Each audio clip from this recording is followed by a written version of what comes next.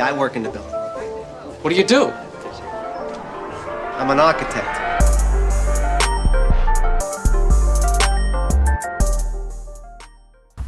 Ring Generalship. It's the architect. Congratulations to Terence Bud Crawford. Unanimous decision against Viktor Postol. Man, this fight, it just went exactly how I thought it was gonna go. Now I actually gave Terence Crawford, I pitched it as a shutout. I thought he won every round. I mean, you could have gave him. I mean, some of the early rounds were kind of close, like the first 2 or 3, I think. And maybe if you wanted to give Viktor Postol a round because it wasn't much happening, Crawford would hit a cleaner shot here or there.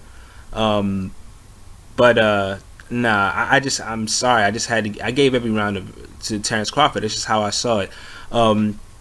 Listen, I figured this fight was going to go exactly how it went. Terence Crawford was going to have too much lateral movement for Viktor Postol. I don't even think this was like, if you watched enough boxing, I don't think this was super surprising. Like, people who said it was a 50-50 fight, I don't know, man. They was getting a little too worked up on the Matisse fight. And I'm not saying that Viktor Postol is a bad fighter. Viktor Postol is good. I think, people were getting a little ahead of themselves because of, his last fight. But he's a really good fighter. But the main thing is this, man. His main weapon is a jab. And he throws the jab one way. He throws it straight. He comes from he throws it high, and he's a stiff fighter. He doesn't bring the jab from up under. He doesn't, pivot, to the left and toss it real quick. He doesn't do any of that stuff. He throws the jab right down the pipe, and he does a 1-2. And I was like, Terence Crawford is too skilled for that, man. You're going to have to be able to mix it up. And one thing I'll say is this, man. He looked like he had no game plan after plan A was out the window. I mean, he couldn't make any adjustments. And I don't know if it was round 4 or 5, but you can look at Viktor Postol and say, man, he is extremely frustrated. And I was like, wow, this is too early in the fight for him to be looking like this. Man, Postol, man, he would look off balance when Terence would hit him with good shots. I mean, he just didn't look comfortable at any point really in this fight. And I think Terence Crawford just mentally just took him out of this fight early. I think he took him out even before the fight happened. They didn't touch gloves. That was on both of their part. But Terence Crawford told Tony, they said he was going to tell the ref, watch out for the excessive clinching and elbows. And it seemed like, listen, man, it seemed like Viktor Postol and the team wasn't trying to use him. Listen, you got to try to rough a guy up like Terence Crawford. And it looked like that affected them. If they got wind that's what he was saying. Apparently, he was definitely warned. If somebody keeps bringing it up, the ref is going to warn or talk to them about it. And it looked like, that should have been a part of his game plan. I'm sorry if you don't like it. You got to do what you got to do. And he was taken out of it, man. Crawford was styling on Viktor Postol, man, and that was another thing that Viktor Postol couldn't handle. Basically getting kind of clowned in that ring. Viktor Postol, listen, man. Viktor Postol knows how to put pressure on a guy, keep pressure on a guy. If this makes any sense, Terence Crawford was comfortably uncomfortable, and I say that because in the way Viktor Postol was fighting him. He was very comfortable in knowing, I just got to do this. I got to do this. I got to pivot here.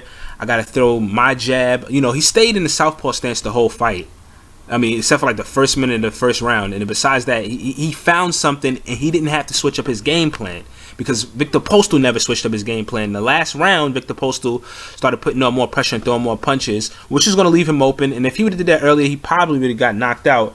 But Terence Crawford was just, it's simple, man. He was too much for him, too fast, too much lateral movement.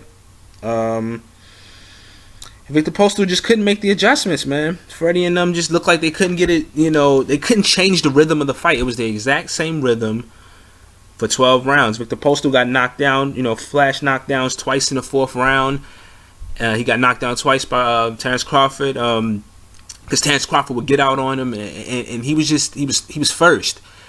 You know, and for a counterpuncher to be first and be able to counter you, it's just too much, man.